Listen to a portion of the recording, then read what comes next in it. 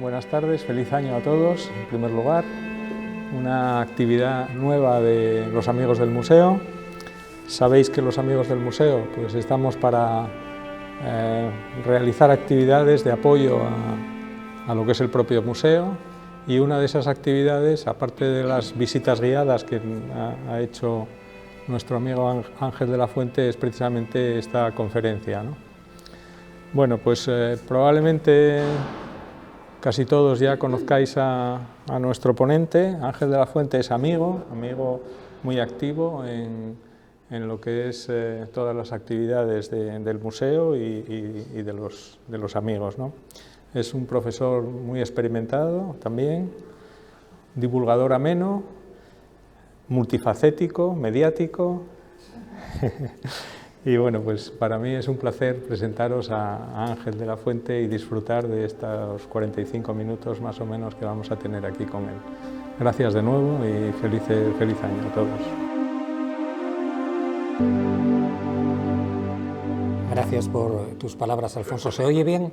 ¿Oís? Bien. Bueno, pues como él dice que colaboro, pero yo también quiero hacer extensiva que esa colaboración también es con dos compañeros y amigos. Uno de ellos está aquí, también docente, ya jubilado, Eduardo, que también hizo algún itinerario relacionado con la mitología, y también Carlos Osoro, que también trabaja con nosotros. Y la verdad que da gusto colaborar con la asociación y con el museo.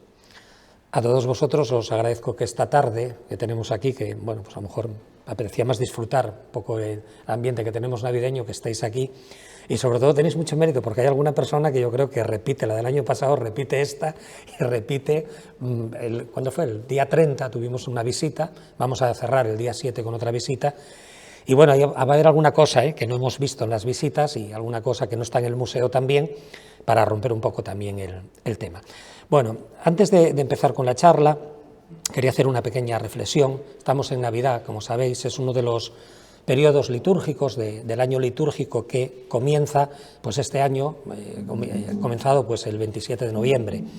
La Iglesia Católica tiene su año litúrgico, que no es el año civil, y que siempre se inaugura con el primer domingo de Adviento. Finaliza con la solemnidad de Jesucristo, Rey del Universo, que fue una solemnidad que instituyó allá por el año 1925 el Papa Pío XI. A partir de ahí tenemos Adviento, Navidad, tenemos Cuaresma, tenemos Pascua y tenemos también lo que es el llamado tiempo ordinario. Y cada tiempo va siempre con un color en los ornamentos de los presbíteros que celebran las diferentes liturgias. La Navidad, como bien sabemos, procede del latín nativitas, significa nacimiento, comienza con la Nochebuena, y es un periodo que nosotros pensamos que finaliza el Día de Reyes, pero no es así.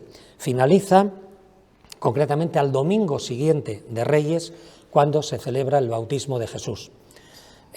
Por lo tanto, la Navidad la vamos a finalizar este año el 8 de enero, es decir, concretamente que es el primer domingo después de Reyes. También en este periodo de estos días tenemos varias festividades relacionadas. Una de ellas es la Sagrada Familia. Veremos un cuadro que en la visita no se ve porque no está expuesto, que es una Sagrada Familia, que es una fiesta que instituye el Papa Benedicto XV en el año 1921 y que en su momento se celebraba después del domingo de Epifanía, es decir, si estuviésemos en 1921 sería el 8 de enero, pero desde el año 1969 esta festividad se trasladó concretamente al domingo siguiente de Navidad, excepto en los años en los que la Navidad cae domingo. Por lo tanto, el día 1 de enero era el día de Santa María, no podía ser el día de la Navidad y de la Sagrada Familia, y este año la Sagrada Familia se celebró el 30 de diciembre, solo cuando Navidad cae, es decir, en domingo. Pero también se celebran dos fiestas, una de ellas es San Juan Apóstol y Evangelista, el 27 de diciembre, y los Santos Inocentes, que todos conocemos, con la muerte de los famosos inocentes, el 28 de diciembre. La Navidad, como sabemos, siempre está asociada a la luz. Lo vemos ahora en la ciudad, tan guapa, cuando pasamos por la Calluría, por el Ayuntamiento, por las diferentes calles. Pero efectivamente de la luz que habla la Navidad no es la luz artificial que todos conocemos, sino de esa luz que vino a traer al mundo pues forjar una sociedad que todos deseamos en nuestras felicitaciones, que sea más justa, más tolerante, más comprensiva y más dialogante. De la mano, sobre todo, de un personaje, de una mujer, la nueva Eva, por eso decimos ave, que es la Virgen. Y esa Navidad también está relacionada en un contexto histórico, en el Imperio Romano, y efectivamente, desde el que tiene fe, pues lógicamente tiene una significación religiosa, pero tampoco lo podemos cuestionar porque yo, los que ya me conocéis, siempre digo esto, siempre lo he dicho a mis alumnos durante 27 años que fui docente de secundaria, que nosotros vivimos en un espacio geopolítico, Europa, sí, la llamada vieja Europa, en la que la tradición clásica y el cristianismo han forjado unas señas de identidad claras que debemos conocer, porque la fe es una cuestión personal, pero la cultura no entiende de fe, sino simplemente de que somos hombres y mujeres que vivimos en un espacio con una tradición y que también incorporó en el ámbito económico, cultural y científico otros dos pueblos monoteístas, otras dos culturas o incluso civilizaciones, judíos y musulmanes. Por lo tanto, queramos o no, la Navidad forma parte de nuestra vida. Hecha esta introducción, vamos a empezar con esta obra que tenemos en la planta primera, que es el nacimiento de la Virgen, es el círculo de Diego de la Cruz. Estamos hablando de finales del siglo XV y por lo tanto se corresponde con lo que se llama el periodo hispano-flamenco, gótico hispano-flamenco. La temática, ¿de dónde viene sacada? La temática se extrae de los evangelios apócrifos. Son unos documentos que la Iglesia Católica no acepta como oficiales, pero que muchos pintores sí han considerado tomarlos como referencia. ¿Y qué nos aparece ahí? Nos aparece ahí, pues como veis, estoy señalando la figura de Santa Ana, de la Madre de la Virgen, que acaba de dar a luz a la Virgen. Lo hace en un escenario, que no es el escenario, porque no conocemos cómo era escenario, pero que el pintor se vale, como podéis ver ahí, de dos columnas, que no parece que están pintadas, parece que son con mármol veteado de color marrón, sobre las que descansa un dintel a través de una serie de molduras, como vemos ahí, cóncavas y convexas, y generando una profundidad a través de ese paño verde que actúa de telón de fondo. No conoce la perspectiva científica, la perspectiva, es decir, matemática, pero sí vemos que hay, una profundidad. Pero si os fijáis bien, las baldosas parece que van ascendiendo y la propia imagen de Santa Ana parece que se nos viene hacia abajo, como si la tuviésemos, porque esto es la manera de entender la perspectiva que así entendían los primitivos flamencos, llamada la perspectiva invertida, una perspectiva que no converge, sino parece que se viene hacia nosotros, en este caso la representación que observamos ahí. Llama la atención también la aparición, como veis, a la derecha de este personaje que es San Joaquín, el padre de la Virgen. Es un personaje que en Castilla comienza a aparecer concretamente ya en el siglo XV. Hoy todos sabemos que el 26 de julio la Iglesia celebra la fiesta, la festividad de los abuelos de San Joaquín y Santa Ana también. Pero hay varias cosas que nos recuerdan al arte flamenco, que usa el óleo como técnica pictórica, donde los pigmentos se disuelven en aceite de linaza, y es el gusto por el detalle. El detalle lo podemos ver en ese suelo, que parecen baldosas de cerámica también. Podemos verlo en la riqueza de como veis, de la colcha, que no parece que es pintada, sino parece que es una colcha de verdad, ahí con esos recamados de oro, con el color rojizo también. O incluso también, fijaros, el tratamiento de los pliegues de la túnica de Joaquín, que parecen las acanaladuras de una columna clásica, donde las aristas en este caso no serían vivas, sino que serían, es decir, achaflanadas también. Pero hay más. Fijaros en los pliegues de la mujer que sostiene la imagen de la Virgen. Esos pliegues son unos pliegues muy quebrados, son unos pliegues muy geométricos, también los podemos ver en la colcha, los podemos ver también en la chica que tenemos sentada a los pies de la cama, en ese banco que parece que se está cayendo también, y eso es típicamente del arte flamenco, y lo vamos a heredar y lo vamos a mantener hasta en el barroco del siglo XVII de la escuela castellana. Pero también tiene una simbología que es una simbología muy curiosa. Fijaros en el círculo rojo. que veis ahí, que ya lo he hecho así. Cuando hacemos la visita in situ no puedo señalarlo con un círculo rojo, pero aquí creo que lo veis todos bien. Bueno, ese cuenco, que no parece pintado, parece que es metálico, bueno, como yo siempre digo, los que ya me escuchasteis en vivo y en directo, que parece que están unos mejillones al vapor. Pues no son mejillones al vapor, son brasas que están dando calor, una especie de brasero, para calentar ese paño que tiene la chica con el que se va a envolver a la niña, a la recién nacida. Es la final, pero da la sensación que parece que son ahí como esos mejillones, pero está muy bien trabajado. Y fijaros, porque lo veremos después en una adoración de los reyes, fijaros claramente en el paño que tiene. Es un paño blanco, pero si os dais cuenta y atendéis un poquitín, ese paño no tiene la misma intensidad, el color. Hay grises, hay tonalidades grisáceas, más blanquecinas, más oscurecidas. Es lo que ellos se llama la grisalla, y la grisalla es jugar de ese blanco al gris negro para generar también volumen. Y cuando hablamos de figuras, no de un paño, más que pintadas parecen esculturas, como veremos posteriormente. Y en el detalle de al lado, si os fijáis, la chica de la izquierda está sosteniendo dos platos, uno boca abajo y otro, es decir, que lo está cerrando. Y ahí yo creo que podéis ver todos como una patita, parece como una especie de andarica, con 4 dedos, y eso se interpreta como la representación del maligno que ha quedado atrapado ahí porque la Virgen, tal como se nos presenta desde el punto de vista religioso, la Virgen ha sido concebida y ha sido concebida sin pecado original, no ha conocido el pecado original que se supone que el resto de los mortales hemos conocido y que libramos con el bautismo. Y de hecho, cuando nos morimos y nos despiden en un rito católico, pues el cura, a la hora de despedir el cadáver, asperge el agua en recuerdo de ese ritual del bautismo, de que por el bautismo hemos pasado a la vida y hemos dejado ese pecado. Bien, este es el primer cuadro que tenemos aquí.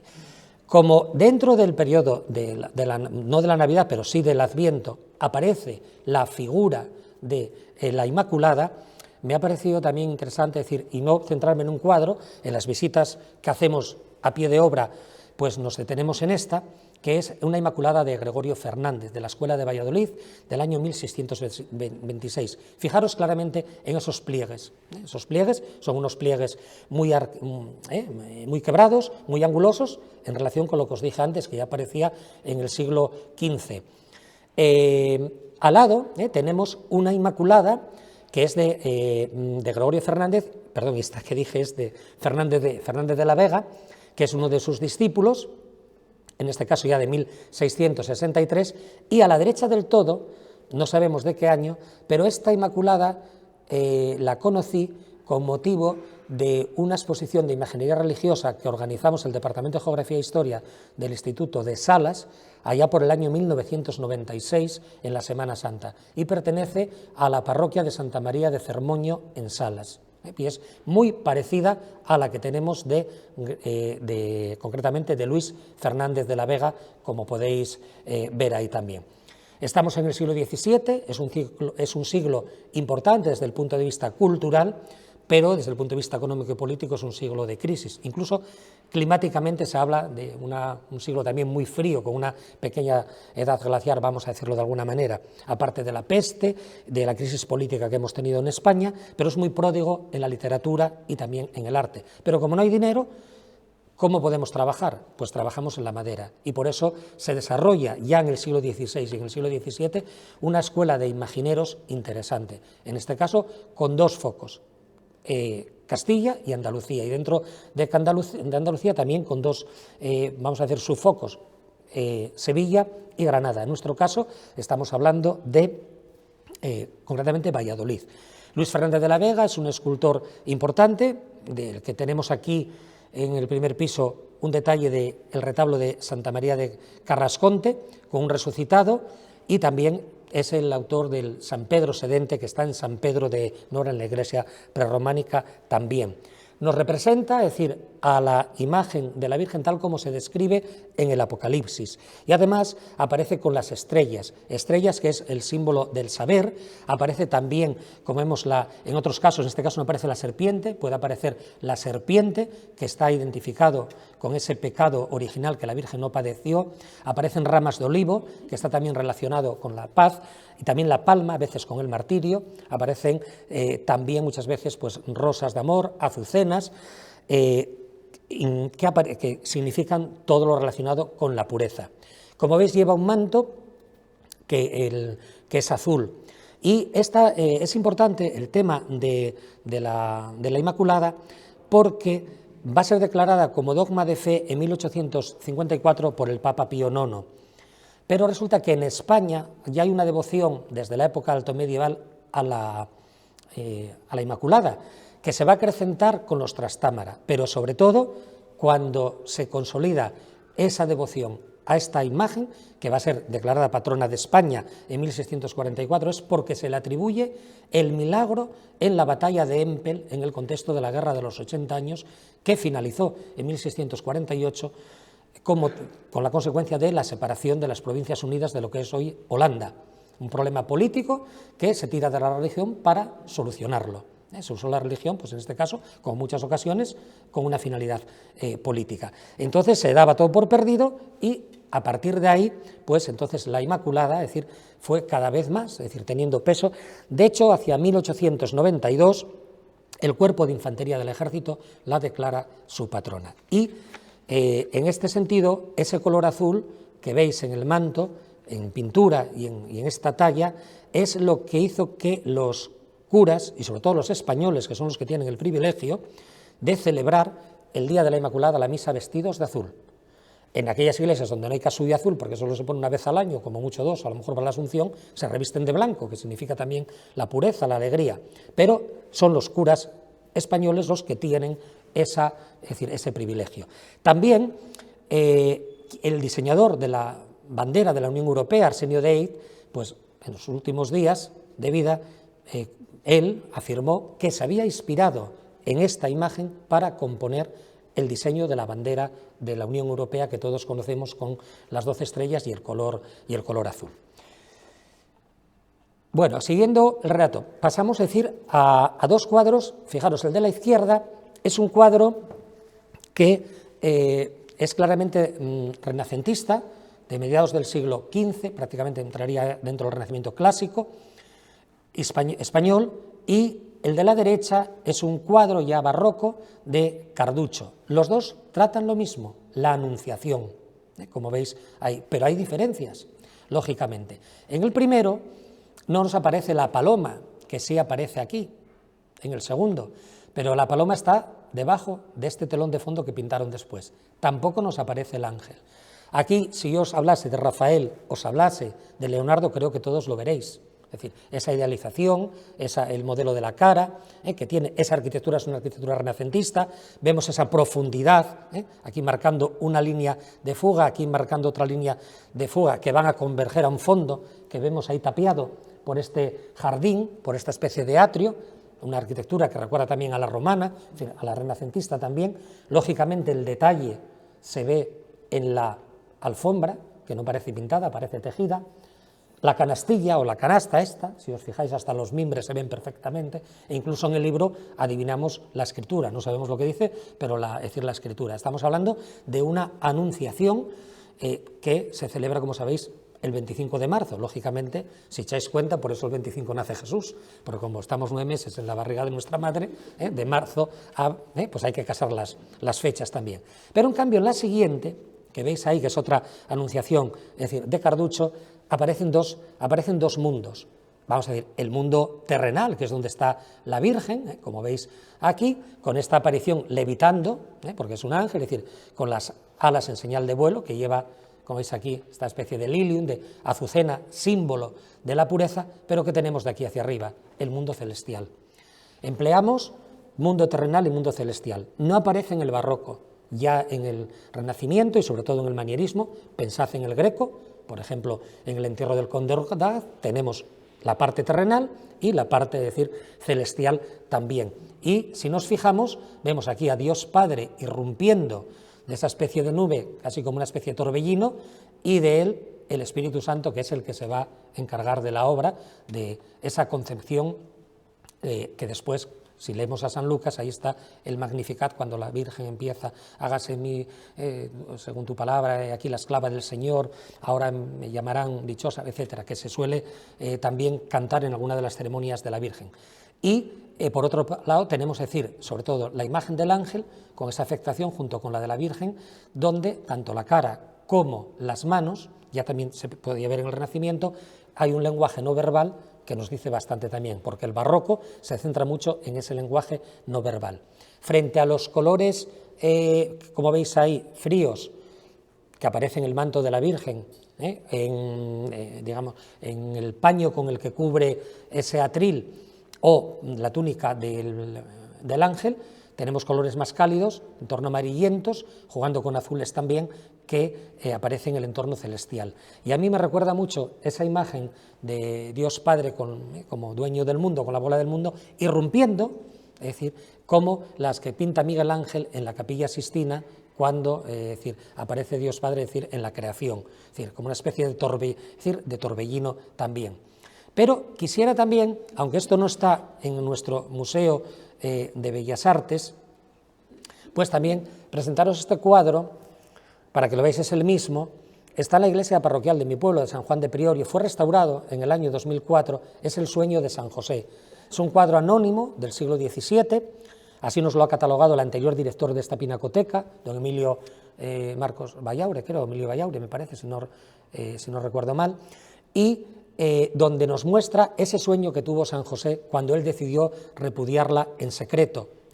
Dice Mateo en su capítulo 1, en el versículo 19-21, José, hijo de David, no temas recibir a María, tu esposa, porque lo que ha sido engendrado en ella proviene del Espíritu Santo. Este cuadro hoy decora la pequeña sacristía de esta iglesia románica, pero este verano, en una de las visitas que hice, me he encontrado con esto que veis aquí, que es que cayó como una resina del techo y de arriba abajo. En aquel momento yo lo quité, lo aparté, avisé a quien tenía que avisar, y a la semana siguiente que volví por la iglesia volví a estar colgado en el mismo sitio, con lo cual a la persona que está al frente de esa iglesia le importa un comino el patrimonio. Cuadro del siglo XVII, restaurado dentro de la restauración global de la iglesia de Priorio, y así lo tenemos. La verdad que para que veáis cómo tenemos el patrimonio en muchas ocasiones. Y os digo un cuadro que, por ejemplo, este ángel es un ángel claramente veneciano de Tintoretto, en ese escorzo, como veis ahí, fijaros los juegos de luces, la diagonal, el tema por qué aparece la vara florida, porque San José es el que elige ella, porque es el que tiene esa rama, esa vara, es decir, florida. Fijaros el banco de carpintero, aquí hasta podéis ver el martillo, por aquí está un cepillo con un detallismo enorme también, es muy de influencia también muy veneciana, pero barroco. Este otro cuadro que tenemos aquí, como antes os comenté, el día 30 de este pasado año celebramos, o la Iglesia celebró la Sagrada Familia. Se conoce como Sagrada Familia con Santa Ana y San Juanito también, o simplemente Sagrada Familia de Juan de Roelas, de principios del siglo XVII, de un primer barroco también, y si os fijáis, la composición parece una composición, es decir, muy ordenada, muy equilibrada, en forma de estructura, es decir, piramidal, pero efectivamente es una pintura que incorpora mucho el gusto por el naturalismo. Lo podemos ver, por ejemplo, en la cara del niño, es una cara muy perfecta, ni induce a la belleza, en esa sonrisa un poco picarona de San Juan, que le está besando el pie, e incluso en la cara de Santa Ana, que a mí me recuerda casi a la vieja friendo huevos de la época también naturalista tenebrista de Velázquez, también de esa época sevillana también. Pero fijaros, ella sostiene un racimo de uvas en un cesto de mimbre que si lo quitásemos y lo pusiésemos solo en un cuadro sería un bodegón en sí mismo también. Y fijaros que ahí vemos en esa penumbra a la figura también de José.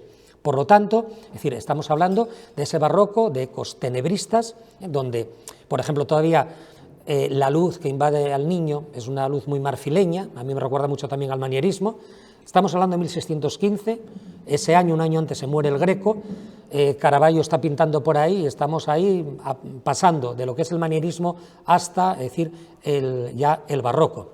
Y sobre todo, fijaros también, por ejemplo, en el detalle, es decir, en esa cadena del niño, pero lleva una cruz y en esa cruz lleva una inscripción en latín cuya traducción tenéis ahí. Toda eres hermosa, amiga mía, y mancilla no hay en ti. Está sacado del Cantar de los Cantares, aludiendo a esa pureza es decir, de la Virgen. La Virgen, si os dais cuenta, si se levantase sería una mujer muy corpulenta, la cabeza es una cabeza muy pequeña, por lo tanto es lo que se llama la microcefalia.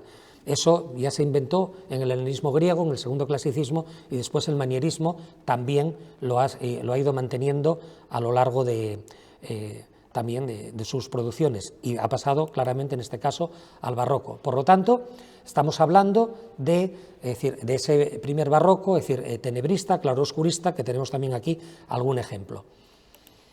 Estas dos que tenemos aquí, es decir, es un San José con el niño. Aparte por tener una imagen de San José, también porque el museo acoge también a mujeres pintoras. Tenemos muchas de ahora, contemporáneas, pero una de estas, que es del siglo XVIII, es Angélica Kauffmann. Fue una de las que contribuyó a la fundación de la Real Academia de Artes en Londres. Era de nacionalidad suiza, nació en Suiza, murió en Roma, ya ha entrado el siglo XIX, y este cuadro, que además lo tenemos aquí mismo, aquí detrás, en esta sala, procede de una capilla de lastres. Entonces es la imagen de ese José bueno, incluso más joven de lo que nos contaría la Sagrada Escritura, es decir, centrándose al niño, en la mirada del niño, contemplándole, mientras que el niño, es decir, nos está mirando un poco en plan diagonal, es decir, a nosotros. Si nos damos cuenta, el niño va irradiando, luz también, que va difuminando el fondo neutro, que es decir, lo que tiene detrás, pero que genera, es decir, profundidad. Y el niño está jugando, como veis ahí, con una especie de olivas, de aceitunas, que se pueden entender como un presagio de lo que va a ocurrir 30 años después, o 33, en el Monte de los Olivos. El volumen está perfectamente conseguido a través del color y la luz, de modo que se identifica esa corporealidad de los personajes, en un evidente dominio del desnudo y de los ropajes. Hay un halo misticista que recorre toda la composición, que gracias a la disposición de los personajes, de la luz y el color, permite identificar esa tercera dimensión. Los colores suelen ser terrosos, entre los que resalta la blancura del paño en el que se asienta Jesús, y la dulzura con la que el padre trata al hijo recuerda también bastante a Murillo. Este tipo así de esa afectación nos recuerda ya a un barroco muy avanzado que vamos a definir ya como rococó. Estamos hablando de 1796, aunque también en este momento en Francia estamos en pleno periodo del neoclasicismo. Es decir, el rococó, como digo yo, siempre me gusta decir que es la fase superlativa, es decir, del barroco, ya la extravagancia, porque es muy afectado a veces, es decir, con colores, es decir, muy pasteles, pero efectivamente a mediados del siglo XVIII va a ser superado por esa vuelta a lo clásico con el neoclasicismo. Como en la introducción os comentaba que teníamos una festividad que era San Juan Evangelista, que en su origen se celebraba como San Juan ante Porta Latina, el 6 de mayo, porque había sido unos lugares donde se le había practicado un martirio. Sabéis que a San Juan se le da una ponzoña para beber y no muere, se le mete en agua hirviendo y no muere también, y entonces la Iglesia ha decidido trasladarlo al 27 de diciembre. De hecho, en Santianes de Pravia, este año, el cura recién nombrado, que es un cura aquí asturiano, joven de 40 y pico de años, Gaspar Muñiz, pues celebró una misa por el rito mozárabe, preciosa, donde yo hace hoy 8 días, a las 5:30 de la tarde, y ya celebró alguna también en San Julián de los Prados. Sabéis que antes el Cister, todos los últimos sábados de cada mes, la habían Villa Viciosa. Desde que desaparecieron hemos sido privados de conocer la llamada misa mozárabe o rito hispano o rito visigodo, cómo se celebraba la misa en el rito propio nuestro, que tiene cosas diferentes a lo que es el rito romano que nosotros conocemos ahora. Entonces, bueno, San Juan se llegó a decir que era el discípulo que nunca iba a morir, porque aquello cuando le dice le dicen a Jesús que tal, y dice, ¿y a ti qué? Si no quiero yo que muera esto, algo así por el estilo. Entonces, que no, este no va a morir. Claro, San Juan murió, de muy anciano, pero murió. Forma parte del famoso apostolado del Greco. Y efectivamente el Greco es un pintor que procede de Creta, que pasa por Venecia, donde va a tener una gran influencia de la pintura veneciana, vive en la segunda mitad del siglo XVI y se muere en 1614, pasa por Roma, son los dos grandes focos del siglo XVI, el XV había sido Florencia, y sobre todo va a heredar ese gusto por el colorido típico veneciano, por ejemplo, este verde aquí con rasgos amarillentados, este rojizo que reverbera tanto, pero sobre todo, es decir, las caras son muy típicas del Greco, así muy ovaladas, como una peladilla, ahora que estamos en Navidad, más o menos. No todas, porque San Pedro, como era así más fortachón, no tiene esa cara, pero cuando vemos algunos más como San Juan, sí tienen esa cara. Y fijaros, esta mano lo delata claramente. Esa mirada, esa especie, estamos hablando de época de la literatura mística y ascética también, lógicamente está ahí como ese recogimiento. Y yo siempre digo, por hacer un poco de broma, que a mí esta cara me recuerda a veces a la del exconsejero Riopedre. Lo digo a veces un poco en plan de cachondeo, si me oye él me mata. Pero bueno, por romper un poquitín el hielo. Pero fijaros, este apostolado que tenemos aquí fue adquirido por Juan Eusebio Díaz en el siglo XVIII. Sus herederos lo donaron al monasterio de San Vicente, hoy actual, creo que es museo arqueológico, y desde la desamortización pasó a las Pelayas, y de las Pelayas lo adquiere en principios del siglo XX el marqués de San Feliz o el duque del Parque. Posteriormente, en el año 2002, el Estado español lo recibe mediante dación por pago de impuestos de sociedades, se ha adscrito al Museo Nacional de Escultura de Valladolid, pero está en depósito aquí en Oviedo, porque también quizás poco por hacer honor a ese nombre con el que se le conoce, que es el apostolado del Greco, y lo tenemos aquí. Está en la sala debajo de esta que tenemos aquí, en la primera planta, y los que tengáis la guía del Museo de Bellas Artes, cuando hay una referencia al apostolado, ahí incluye algo que os expliqué el otro día y os dije cómo posiblemente estarían. Si os fijáis, San Juan está mirando hacia la derecha, pero otros miran hacia la izquierda. ¿Y por qué? Porque lo vais a... Hoy se me pasó, al final lo iba a hacer, pero después por la mañana me lié, iba a hacer una foto para que lo vieseis aquí, porque se supone que estaría en una estancia como esa y unos tendrían la mirada en esta dirección y otros en esta dirección, convergiendo hacia un fondo, y en ese fondo se supone que habría un crucificado o un calvario o algo por el estilo, o una figura de Cristo. Los tenemos aquí, no están colocados así, pero bueno, que sepáis que se pueden entender de esa manera. Bien, pasamos al tema, es decir, ya entramos en lo que vamos a celebrar hoy que es dentro de 3 días, esa fiesta que tanto a mayores y sobre todo a niños nos encanta, como son los Reyes, y he decidido incluir, por un lado, una adoración de Fernando Gallego, también de gótico hispano-flamenco, que es un registro que se salvó del desaparecido retablo mayor de la Catedral de Zamora. Y aquí tenemos una escena de lo que es la adoración de los Reyes dentro de de lo que sería esa especie de establo que nos narran, pero fijaros, aquí con la perspectiva ya un poco más conseguida. No está del todo conseguida, porque si os fijáis, la imagen que nos puede dar de profundidad, ¿qué ocurre? Que aquí donde tenemos la ventana en la que aparece aquí Tefeote, o aquí por donde está entrando Baltasar con uno de sus pajes, en vez de converger, abren. Es como si nosotros ahora cogiésemos una caja de galletas cúbica y abrimos hacia los lados, es decir, lo que serían los laterales. Pero sí van marcando ya una línea de profundidad las vigas de esa techumbre de madera que vemos aquí. Las características que tendríamos que decir aquí son claramente flamencas, de lo que hemos visto en el primero, si recordáis, en el nacimiento de la Virgen. Pliegues angulosos, detallismo, no se pretende captar la belleza, el niño de guapo tiene muy poco, lógico, porque no se pretende la idealización, y responde, pero sí hay ese gusto por el detallismo. Fijaros en el solado, parece que son planchas de arcilla de verdad, como veis ahí. Tenemos en esa misma sala que tenéis aquí, que es un tríptico, que son 3 tablas. Es el maestro de la leyenda de la Magdalena o el tríptico de la Epifanía. No sabemos exactamente quién lo ha hecho. Sí sabemos quién lo encargó. Este señor, que es Álvaro Carreño, y su mujer María González de Quirós, con sus santos protectores. Uno, su familia, Santiago, y el otro, San Pedro, que lleva aquí las llaves, es decir, las llaves del cielo. Estamos en una época que, a pesar de que ser casi el año 1520, siglo XVI, está a punto de finalizar la fase clasicista del Renacimiento italiano, resulta que todavía no podemos decir si ha sido Bernardo van der Stok o Pieter van Coningslo. No lo sabemos bastante, pero sí sabemos quién lo encargó.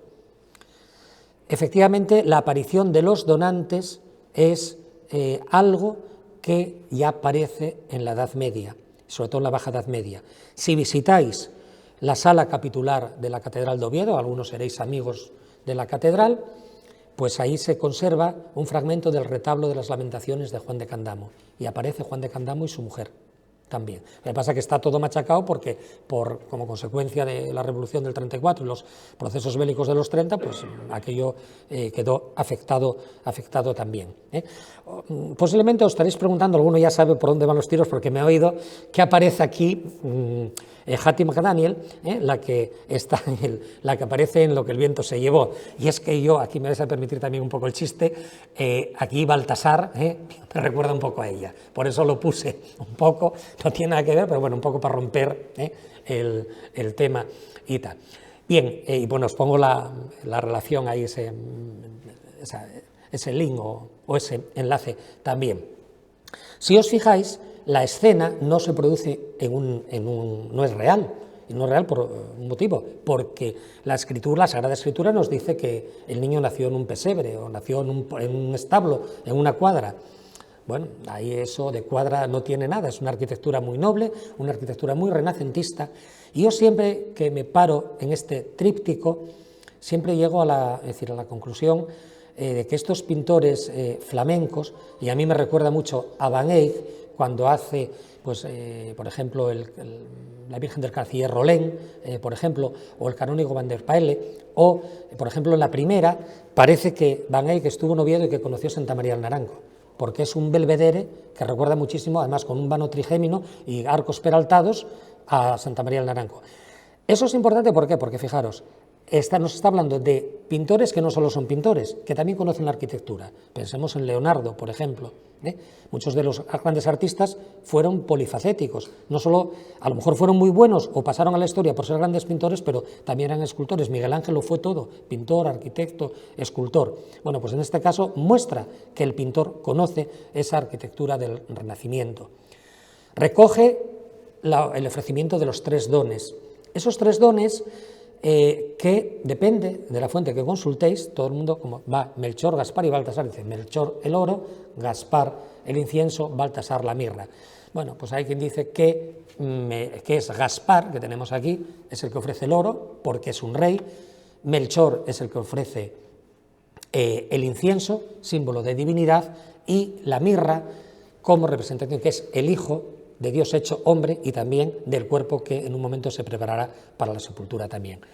El tema de las calidades táctiles, las podéis ver ahí, llevan como una especie de dalmáticas, está la vestimenta de los tres reyes, los cofres no parece que son pintados, incluso aquí Melchor con esta especie de banda que veis aquí, a mí me recuerda a los manípulos con los que se revestían los curas hasta el Concilio Vaticano II, cuando celebraban misa, que era del mismo color de la suya y de la estola, y que ponían en la mano izquierda, porque con esta tenían que dar la bendición y consagrar, entonces lo ponían en la izquierda. Y sobre todo este cuadro, que gracias a un sistema de espejos lo podéis ver, estaría cerrado tal como lo veis aquí. Aquí tenemos el ángel, con esa también ahí portando este elemento que hace referencia a la pureza. El dedo que no está haciendo, ¿cómo se llama esto? Una puñeta, ¿cómo se llama? Tal, pues está haciendo el Espíritu Santo y aquí ella turbada. Esta es la anunciación. Esto es lo que se llama la grisalla, lo que os comenté antes. Y lo podéis ver, los que no lo hayáis visto, por un sistema de espejos, afortunadamente. Pero, fijaros, esto es en 1520, pero esto se hizo ya en 1435-1441. Cuando paséis por Madrid y visitéis el Museo del Thyssen, id a ver el díptico de la Anunciación de Jan van Eyck, un referente en la pintura flamenca. Y Van Eyck, aquí tenemos al ángel, aquí tenemos a la paloma y aquí tenemos a la Virgen. Y fijaros que hasta jugamos con la sombra. Parecen esculturas, veis lo de los pliegues que os he comentado y demás. Bueno, todo esto yo llegué aquí porque cuando me dediqué a preparar a gente para oposiciones de secundaria, como había que enseñarles a programar y empezamos con los planes de lectura, escritura e investigación, cayó en mis manos un libro de un profesor madrileño, Miguel Ángel Ortega, que escribió a raíz de una visita que hizo con sus alumnos de cuarto de secundaria. Todo empezó en el Thyssen, basado en este díptico. Y es una novela, vamos a ver, que compagina hechos históricos con ficción, muy amena para chavales de 14 a 16 años, que les obliga a ir al museo, a conocer un poco el patrimonio, a leer también, que ahora no leen nada, por desgracia, pero que curiosamente, fijaros, el derecho a la imagen no lo tenía la mujer. Y este díptico lo encarga un comerciante, Mos, que tiene una hija, y le dice: quiero un díptico de la Anunciación, pero quiero que la que represente, la que haga de virgen, sea mi hija. Y es la manera de tenerla retratada, porque la mujer no tenía el derecho a la imagen. Curiosamente, por eso os lo puse ahí.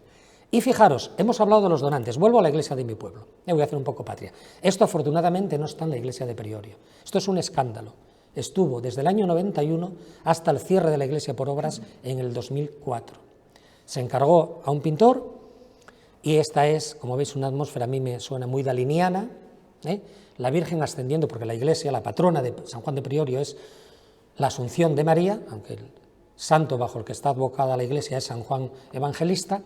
Aquí tenemos al cura, que no iba de sotana, pero el pintor de sotana, al papa, y aquí tenemos a los donantes. Ya han fallecido hoy. Y aquí tenemos al santo patrono San Juan Evangelista. Esto, bueno, no está muy bien, era como una especie de cancel imitando a lo prerrománico, la cruz de los ángeles, aquí la pureza, y yo aquel cuadro siempre pasé ganas de rajarlo de arriba abajo, nunca me atreví porque me iban a llevar preso. Y de hecho un cura joven que tuvimos un año me dio permiso para rajarlo, y dije: no, que me van a llevar preso, rájalo tú. Menos mal, hoy está en la casa sacerdotal, ahí está muy bien, pero esto es un insulto a una iglesia románica como era la iglesia de Priorio. Pero yo cuando explicaba a mis alumnos el tema de los donantes, dije: mira, hace 1991 todavía había donantes. Para que veáis lo del ego, de la gente. Bien, sabemos que voy bastante bien, Bueno, sabemos que José, una vez que van los magos, recibe otro sueño y le dice: oye, tienes que coger al crío y a la madre y marchar para Egipto porque Herodes se lo quiere cargar.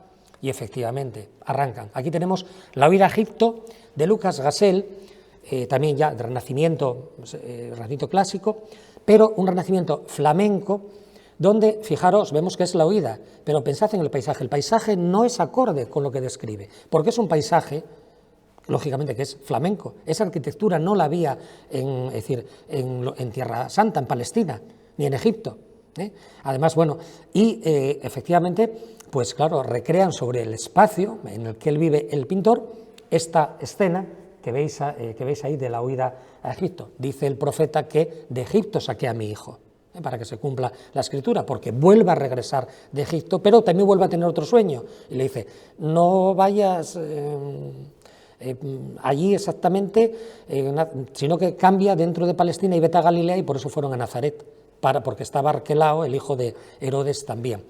Sobre todo, el color que veis aquí se asemeja mucho a un pintor de la época flamenco, Patinir, famoso por el cuadro La Laguna Estigia.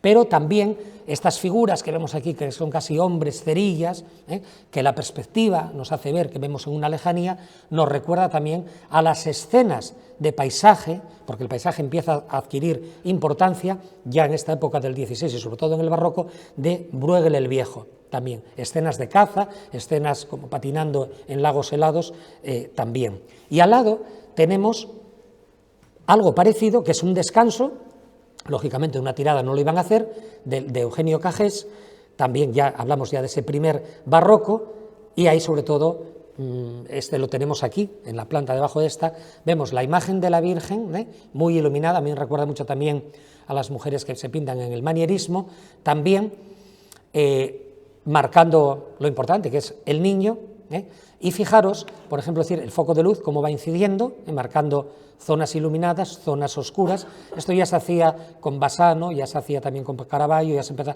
para generar esos contrastes lumínicos. Al fondo vemos un paisaje difuminado, aquí incluso está muy mejorada de color porque en la realidad el burro no se ve tan bien, destaca mucho el hocico muy iluminado. Y aquí delante que tenemos un foco de luz, que es unas llamas que están secando esos pañales con los que envolverían al niño. Pero a mí este cuadro en torno a esa composición lumínica me recuerda mucho a lo que va a hacer un pintor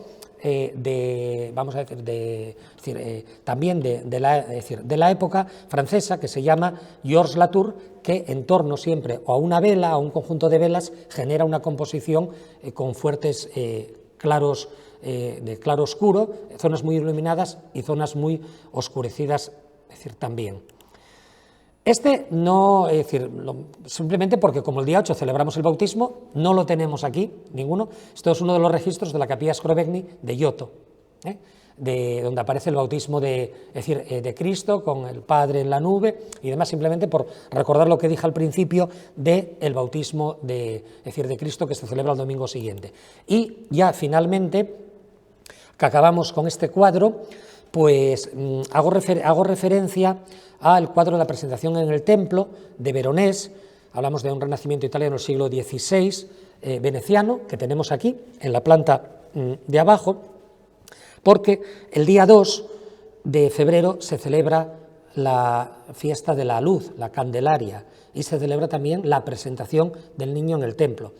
En todas las visitas siempre recuerdo que ese día hay una celebración muy solemne y muy bonita en las Pelayas, que empieza a las 7 de la tarde, donde te permiten pasar al claustro para la bendición de las velas, y donde ellas van cantando, que lo hacen muy bien, y además hay una tradición en Oviedo que las familias creyentes, o bueno, a lo mejor o no tanto, pero que lo suelen hacer, apuntan el nombre de ese niño que nació en el año o recién nacido, y al final de la misa el cura hace la presentación de uno a uno, tal como lo está haciendo aquí María. También esa fiesta es cuando es la jornada de la vida consagrada, y ellas son monjas de semiclausura, vamos a decir, porque salen algo, pero que también pertenecen a la vida, es decir, a la vida consagrada. Ahí tenemos el ejemplo claramente de la pintura veneciana, todo lo que hemos hablado del color en esta conferencia, y tenemos al anciano Simeón, que ya nos va a recordar mucho a los tipos barrocos, cuando se van a pintar así personajes de la época.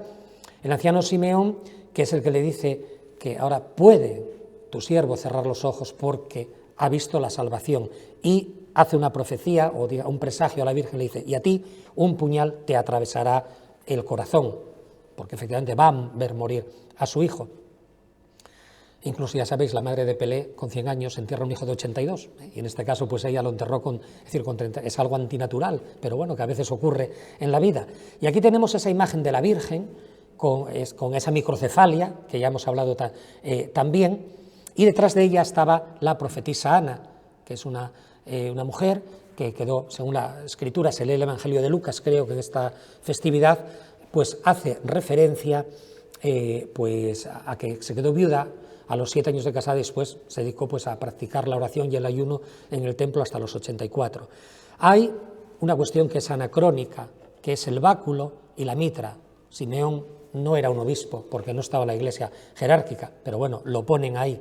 Y San José, que porta esa vela, esa luz, como los padrinos portan en el bautismo, aunque aquí no es el bautismo, es la presentación en el templo, porque la ley decía que todo varón primogénito a los 40 días tenía que ser presentado en el templo. Y si era de una familia, vamos a decir, potente, es decir, de una familia con dinero, se ofrecía como sacrificio expiatorio por el pecado, un cordero de 1 año y un pichón, pero si era la familia humilde se ofrecían 2 tórtolas o palomas que vemos aquí.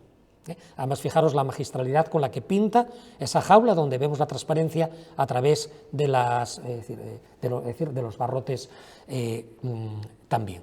Ahí es el texto de lo que os he leído. Bien, ya finalizando, yo la finalidad que pretendía con esta charla y con las visitas dentro de un itinerario que gira en torno a la Navidad tiene un objetivo que podemos decir que es general y particular.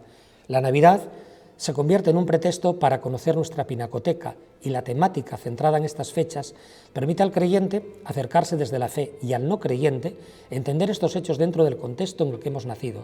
En otras palabras, entender el fenómeno religioso como la manifestación de una mentalidad, pues no en vano ésta ha estado presente desde los seres humanos que probaron las cavernas.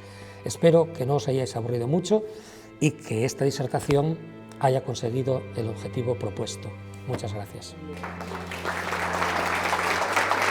Me pasé. Bueno, creo que me pasé 5 minutos, pero bueno, no. Gracias.